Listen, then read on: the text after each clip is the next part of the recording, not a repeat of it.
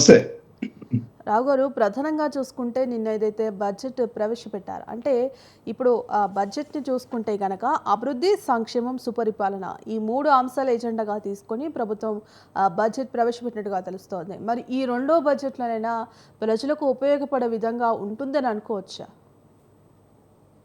ఈరోజు ఈ ప్రస్తుతం వాళ్ళు అనౌన్స్ చేసినటువంటి బడ్జెట్ ఏదైతే ఉందో 3.04 లక్షల కోట్లు ఏదైతే వాళ్ళు అనౌన్స్ చేశారో ఈ బడ్జెట్‌లో వాళ్ళు ఈ సంవత్సరం అంటే రెండవ బడ్జెట్‌గా వాళ్ళు చెప్పుకుంటున్నటువంటి ఈ బడ్జెట్‌లో ఆహ్, వాళ్ళ యొక్క హామీలకు అనుగుణంగా బ్యాలెన్స్ చేస్తున్నామనేటువంటి ఒక వాదనను వినిపించే విధంగా వాళ్ళు అనౌన్స్ చేసినటువంటి విషయాలన్నీ మనం నిన్న చూసాం.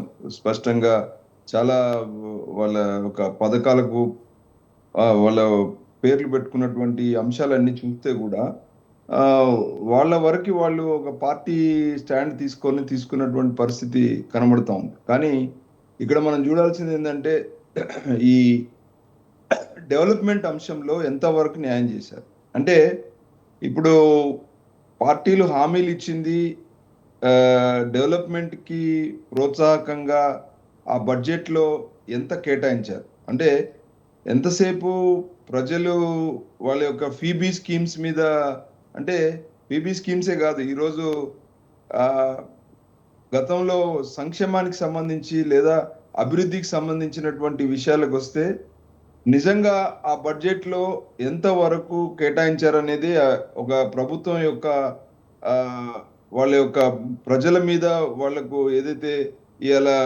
ఆహ్, సగటు మనిషి అంటే సగటు స ఒక వ్యక్తి యొక్క ఆదాయానికి మరియు ఖర్చుకు సంబంధించినటువంటి విషయం జూస్తే, ఈ బడ్జెట్‌లో ఎంతవరకు లాభం జరుగుతుందంటే మాత్రం చాలా ఇబ్బందికరంగా ఉన్న పరిస్థితే మనం జూస్తా ఉన్నాం. అంటే ఒక కామన్ మ్యాన్ పర్స్‌పెక్టివ్‌లో జూస్తే వాళ్ళకొచ్చే ఆదాయానికి మరి వాళ్ళు ఇచ్చే వాళ్ళు ఈరోజు ప్రతీవి గూడా ఉప్పు, పప్పుతో పాటు అన్ని ఖర్చులు పెరిగిపోయినటువంటి పరిస్థితి.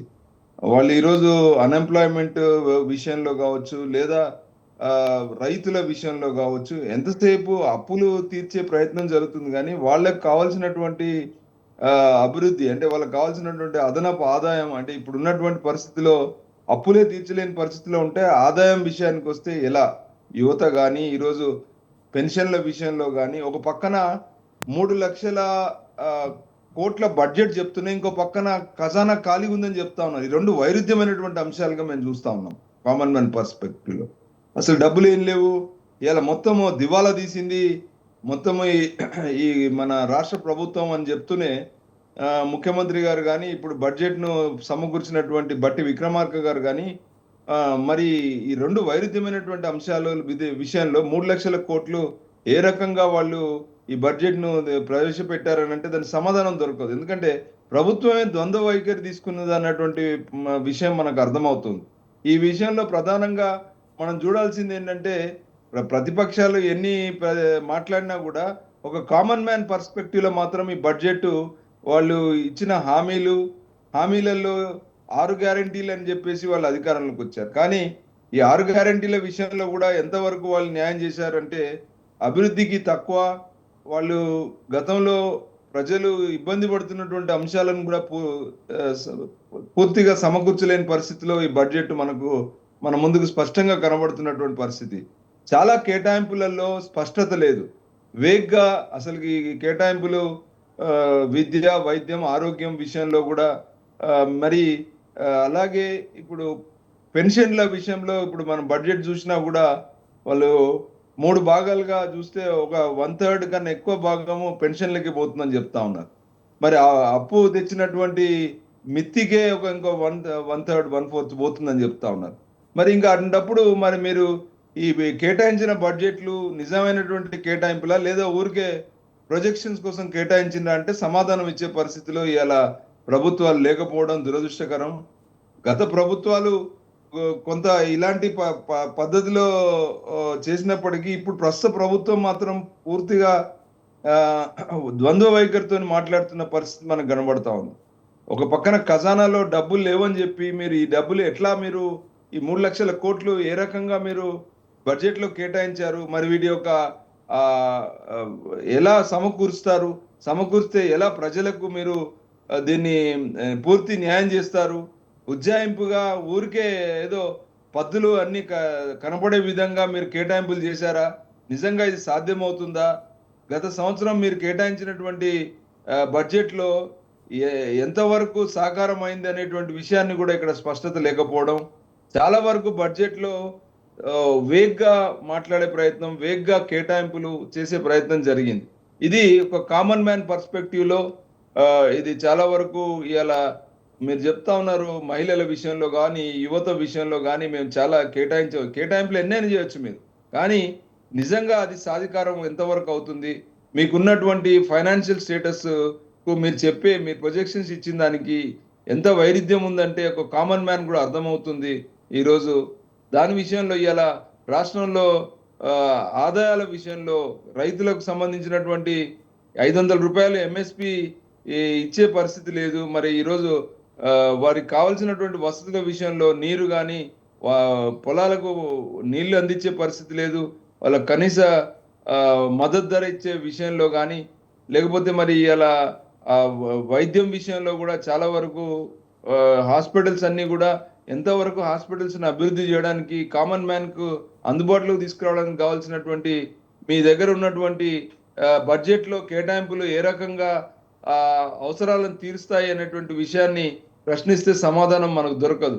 అదే విధంగా ఈరోజు ఆ, మరి అర్బన్ లో కూడా ఇలా రియల్ ఎస్టేట్ ఒక ప్రధాన వనరుగా ఉన్నటువంటి పరిస్థితి నుండి ఇలా రియల్ ఎస్టేట్ పడిపోయింది. ఇలా దాని వల్ల కూడా చాలా వరకు అర్బనైజ్డ్ సెక్టర్ లో ఉన్న వాళ్ళు చాలా అసంతృప్తిగా ఉన్నారు.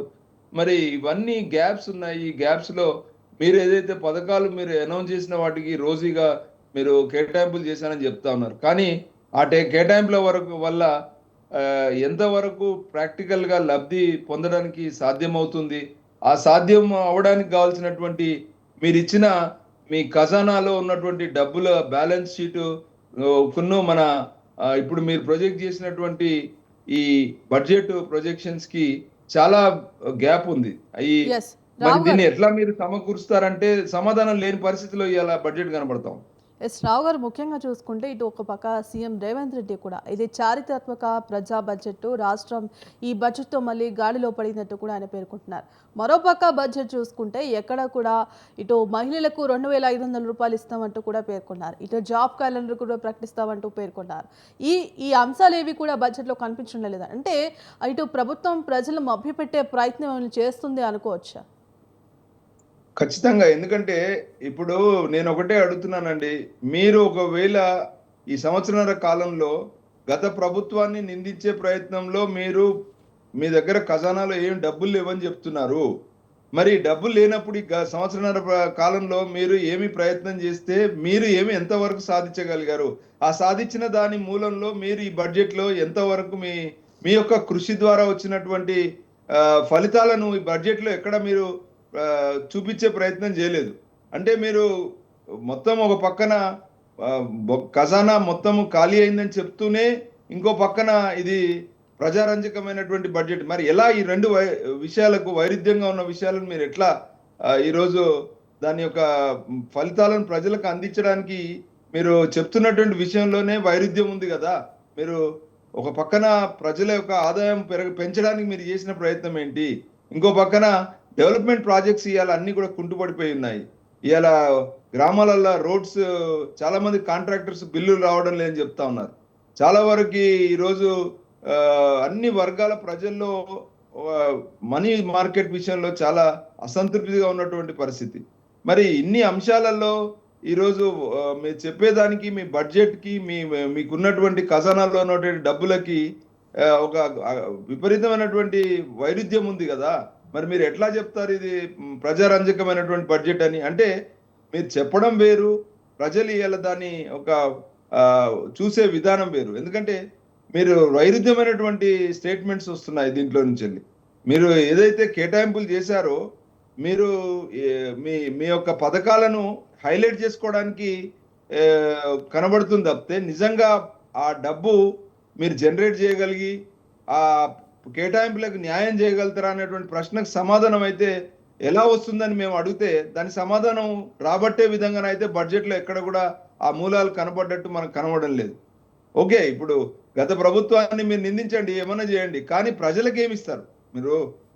గత ప్రభుత్వం తప్పు చేసిందని వాళ్ళని ఎత్తి చూపుతూ ప్రజల విషయాన్ని మీరు తిట్టండి, మీరు ఎవరినైనా అపోజిషన్ లీడర్లను తిట్టండి, కానీ మా సంగతి ఏందని ప్రజలు అడుగుతా ఉన్నారు. ఆ ప్రజలకు మీరు ఏం సమాధానం చెప్తారు? ఇలా ప్రజలు మనకు ముఖ్యం కదా, ఓటర్లు వాళ్ళు కదా ఓట్లేసింది. అపోజిషన్ పార్టీ మీరు ఎన్ని తిట్టినా కూడా ప్రజల సంగతి విషయానికి వస్తే ఈ బడ్జెట్లో ప్రజల్ని ఏ రకంగా మీరు సంతృప్తి పరుస్తారు?